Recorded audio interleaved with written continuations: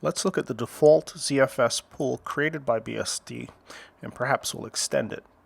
We'll do so on our BSD server instance as opposed to this local instance, just to keep things separate, but the configurations are identical. So if you're following us from the Unix CBT BSD 13X edition, you'll realize that this instance, as well as the instance we're about to connect to, are the instances that we used during that module. So rather than creating a new pool, let's initially extend the default pool. Now the default pool is named zroot. It could be called anything else. It could be renamed.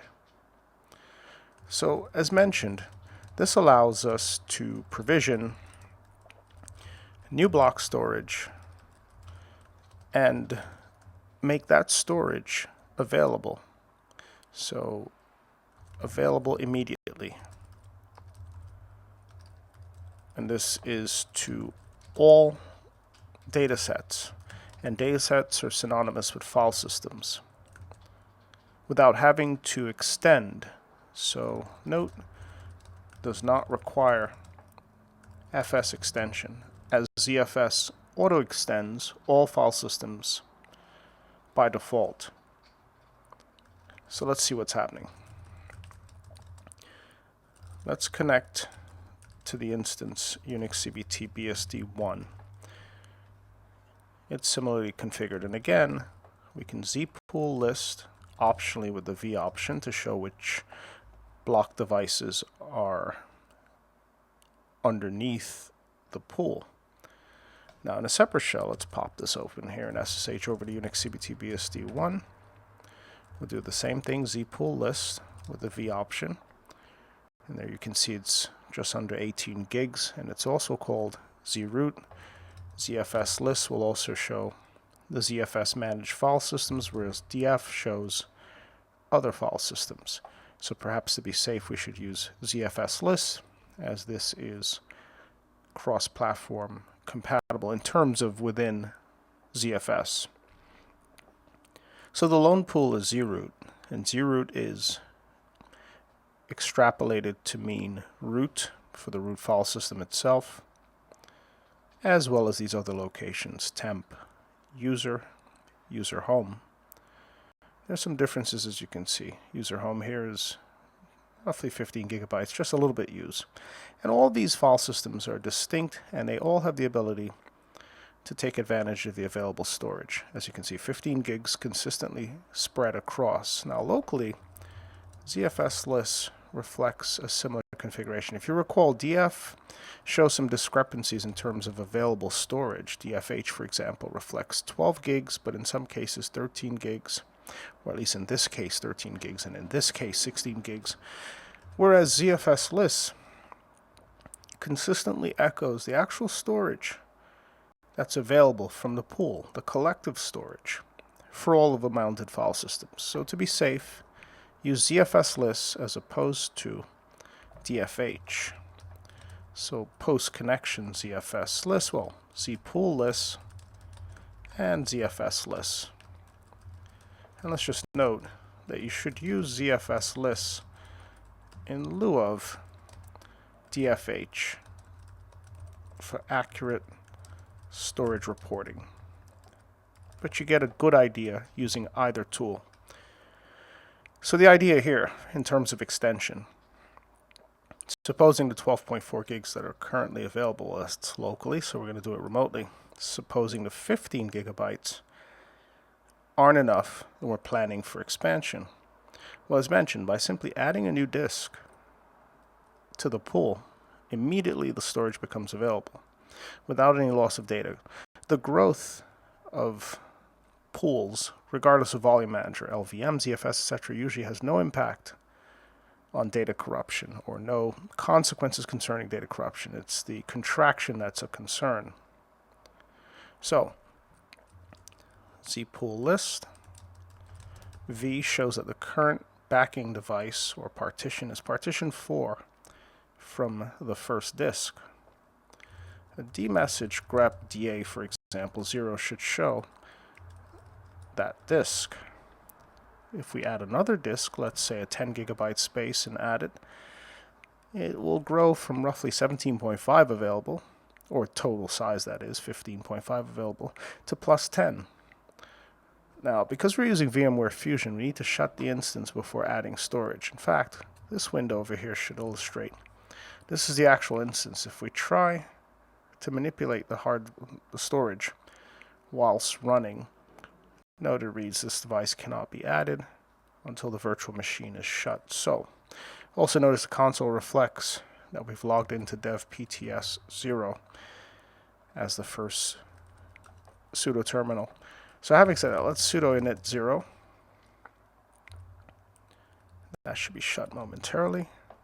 And once shut, we'll add the new device. That's 10 gigabytes. And of course, for subsequent volumes, we'll add other storage. Now, next we're going to create a new pool project. So we'll add 2 drives as opposed to shutting twice. Let's navigate into settings. We're going to add devices. Not an existing, though you could. You could easily, of course, in a virtualized environment, transfer an already formatted and prepared ZFS volume from one instance to another. Let's say we make this 10. This will be the second disk insofar as VMware is concerned, and DA1 insofar as BSD is concerned. And if you're following along in Linux, it's possibly SDB as the second disk. Usually SDA is the first disk. Let's add yet another one. And this too will also be 10 gigs. Again, we're not storing much data, so virtual disks 2 and 3 have been added. And if we go back to show all, we should see the original as well as the other 2. Now let's fire this instance back up and ensure that the storage has been allocated. Give us a little assistance here. And we'll give a little time to come back up. Again, because it's all virtualized, there should be no issues whatsoever in detecting the new storage. If you're using hardware that requires drivers, then by all means, complete that process first. And the same applies to Linux in terms of its compatibility with hypervisors such as VMware. There should be no issues whatsoever finding the new storage. Now, this step usually takes a little bit whilst communicating with the router to obtain an IP, possibly IPv6. We could expedite matters by disabling 6, as our router currently doesn't assign 6 addresses.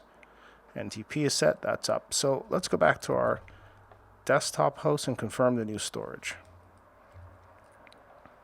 Again, we'll find dmessage and we'll grep DA. There you can see 1 and 2. 2 new disks, 10 gigs each. Same speed. So now that the disks are there, let's go ahead and note for a moment here. Add new block storage, which requires that we shut the instance, add and then restart. And of course confirm. And in order to confirm, one way to do so would be, of course, to do a dmessage, grep DA, as we've done here. The line actually begins with DA, so you could index the search at DA just to ensure that nothing else comes up, such as these other lines that may contain DA. So DAs 1 and 2 have been added. Let's just note as well that this yields both DAs 1 and 2, 10 gigs each. So in terms of zpool, back to the original problem. Zpool list shows that the underlying partition 4 is 17.5 gigs, but we need some more storage. So to extend this out, no problems whatsoever. Let's make this number 4. Extend default zpool. And as we've mentioned, the default zpool is named zroot. So the zpool command is rather straightforward. Of course, we'll need elevated privileges to execute it, so we'll sudo, as we're not logged in with the appropriate privileges. We'll add to zroot, which is the name of the zpool, da1, which is the additional storage. And we'll follow that up with a zpool list. And we'll use the V option to ensure that we see the underlying backing device. Now note, we haven't added any partitions. You could segment the storage block into partitions and add individual partitions. But you could also add the entire block, meaning the entire disk. And let's prefix this with zpool. We missed that. Now note that DA1, which is about 10 gigs, has extended the pool from 17.5 to 27. This should be zpool. Now in terms of the file systems, ZFS list should confirm that they now have access to roughly 10 gigs more. Looks about 7 gigs more, a little bit more storage. Again, this is without any need to reformat, reprovision, extend, grow, etc. Follow this up, let's say, with a ZFS list. ZFS list optional V, which shows more information concerning the metadata for each of the file systems, but that's too much info, so we'll omit that. So it's really that simple. Now, if you wanted to reduce the size, removing is also simple. Since we haven't added any data that's using the existing size of the additional storage, let's say we remove DA1 from zroot pool. Relatively straightforward. Sudo zpool remove from zroot, which is the name of the pool, the disk DA1. Follow this up with a zpool list for both to see the backing storage, and finally a ZFS list to see the file system's available storage. There you can see we've returned to 15 gigs. We've lost the additional storage, and now DA1 becomes available for assignation to other pools if necessary. And say we wanted to grow this again, just repeat the former process. So for example, sudo zpool add, then follow this up with a ZFS list, and it's extended on the fly, just like that. So again, with other file systems, XFS, UFS, ext4, riser, etc., it's possible to grow rather easily. You first grow the partition, then you grow the file system. Or if you're using LVM, you grow the volume group, then grow the logical volume, and then resize the file system. So it's 3 steps, whereas here it's 1 step. You simply tell the pool it has new storage, and all file systems are immediately notified, or at least immediately have access to that additional storage. Big difference. So the default pool now has some more storage, which allows us some more room to create content if necessary.